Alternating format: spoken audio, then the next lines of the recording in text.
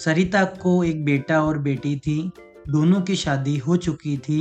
बेटे का नाम अनिल और बेटी का नाम राधिका था।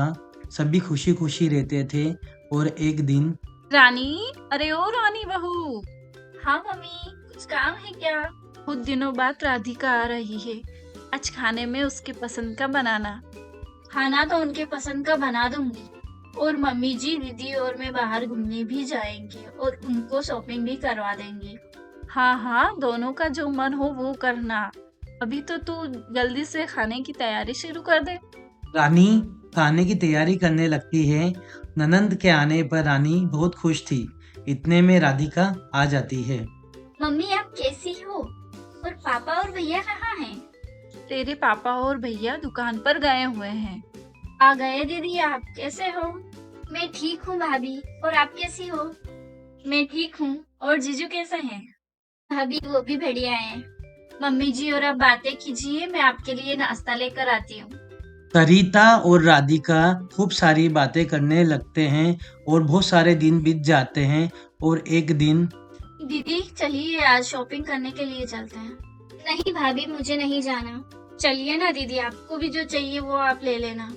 मुझे कुछ नहीं चाहिए भाभी। रानी इतना बोल रही है तो चली जा बेटा। रानी का बहुत मन था कि वो तुझे शॉपिंग कराएगी।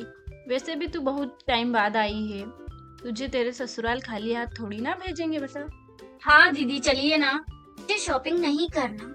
क्या मुझे जो चाहिए वो आप दे देंगे? हाँ बेटा, बोल क्या चाहिए तुझे। इतने में अनिल आ जाता है। क्या चाहिए मेरी प्यारी बहन को? तू बोल, जो तुझे चाहिए वो मैं लाकर दूंगा। रहने दो भैया, मुझे जो चाहिए वो आप नहीं दे पाओगे। ना कहकर राधिका वहां से चली जाती है। सरिता, रानी और अनिल एक दूसरे को देखते हैं और सोच में पड़ जाते हैं कि राधिका को ऐसा क्या चाहिए जो हम उसे लाकर नहीं दे सकते। मम्मी जी, दीदी का कुछ अजीब बर्ताव नहीं लग रहा आपको? जी बताओ तो कर रही है, पता नहीं क्या चाहिए राधिका को। तुम दोनों परेशान मत हो, मैं बात करती हूँ राधिका से। मम्मी, हम दोनों भी आपके साथ चलते हैं। तीनों राधिका के पास बात करने के लिए जाते हैं। आखिर ऐसा क्या है जो राधिका को चाहिए और वो बताने में भी हिचकिचा रही है। आइए जानते हैं आगे की कहानी में। बेटा राधिका, तू इतनी परेशान क्यों हो रही है? बता तो सही, क्या चाहिए तुझे? राधिका कुछ नहीं बोलती है। तेरे ससुराल वालों ने कुछ कहा है क्या? ससुराल में कुछ हुआ है क्या? कुछ तो बोल बेटा। राधिका अब भी चुप थी और कुछ नहीं बोल रही थी। अरे बाबा, बता भी दे, क्या चाहिए तुझे? अच्छा, मैं प्रॉमिस करता हूँ, तू जो मांगेगी मैं तुझे लाकर दूंगा। अब तो बता क्या चाहिए। अब राधिका अपनी चुप्पी तोड़कर अपने मन की सारी बातें बताने लगती है। मम्मी, भैया, मुझे अपना हक चाहिए। हिस्सा चाहिए मुझे इस घर में, यहाँ की सभी प्रॉपर्टी में। दुकान, घर, सभी में मुझे अपना अलग से हिस्सा चाहिए। राधिका, तू ये क्या बोल रही है? तुझे पता भी है? मम्मी, मैं सही बोल रही हूँ। पापा, और आपकी प्रॉपर्टी पर मेरा भी हक है। सारी प्रॉपर्टी भैया की ही क्यों? मैं भी आपकी बेटी हूँ, आधा हिस्सा मेरा भी है। राधिका, बस बहुत हुआ, चुप कर जा। अनिल और रानी कुछ बोलते हैं, उसके पहले राधिका कहती है। भैया, आपने अभी मुझसे प्रॉमिस किया है, आप आपके किए वादे से पीछे नहीं हट सकते। अनिल अपनी बहन को बचपन से ही बहुत लाड प्यार करता था। अनिल राधिका की बात मानने ही वाला था। इतने में रानी अनिल को रोक देती है। ठीक है राधिका। रुकिए, मुझे आपसे बात करना है। अनिल, रानी, तुम दोनों बाहर जाओ, मैं राधिका से बात करती हूँ। अनिल और रानी बाहर चले जाते हैं। सरिता राधिका को समझाती है। देख बेटा, जो तुझे चाहिए वो गलत है। कोई भी बहन मायके जाकर अपना हिस्सा नहीं मांगती है। उधर रानी अनिल से कहती है। अगर हम अपना आधा हिस्सा दीदी को दे देंगे तो अपनी घर गृहस्थी कैसे चलेगी? राधिका को बचपन से बहुत लाड प्यार से रखा है। कभी नहीं सोचा था राधिका मेरे साथ ऐसा करेगी।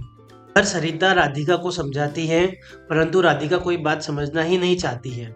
बस अपनी जीत पर ही अड़ी रहती है। कि बेटा, तुझे आधा हिस्सा चाहिए तो ले ले, परंतु प्रॉपर्टी में हिस्से के साथ साथ जिम्मेदारियां भी लेना पड़ेगी। जिम्मेदारियाँ? कैसी जिम्मेदारी मम्मी? मेरी और तेरे पापा की और रिश्तेदारों की। तेरे पापा की हर महीने 10,000 की दवाइयाँ आती है और अब तो मेरी भी सांसें चलने लगी है, तो किसी अच्छे डॉक्टर को दिखाना है। आए दिन मेहमान आते जाते रहते हैं, उनका भी खर्चा होता है और भी ऐसी छोटी मोटी बहुत सारी जिम्मेदारियां हैं, उन सभी का भी हिस्सा लेना होगा तुझे। मैं अनिल से बोल दूंगी कि जितनी भी प्रॉपर्टी है उनमें से आधी तुझे दे दे। इतना बस सुनकर राधिका चुप हो जाती है। सरिता फिर राधिका से कहती है, बेटा, आज तू तेरे भाई से हिस्सा मांग रही है, कल को तेरी ननंदे भी तुझसे हिस्सा मांगेगी, तो तू भी तैयार रहना अपनी ननंदों को तेरी प्रॉपर्टी में हिस्सा देने के लिए। ना कहकर सरिता वहां से चली जाती है। राधिका सोचती है, मम्मी सही कह रही है, जो प्रॉपर्टी लेगा उसको जिम्मेदारियां भी लेना पड़ेगी। और मेरी तो दो ननंदे हैं, अगर मैं मायके में हिस्सा लूंगी तो ये देखकर वो भी मुझसे हिस्सा मांगेगी और इन सब में हमारे रिश्ते भी तो खराब होंगे ना।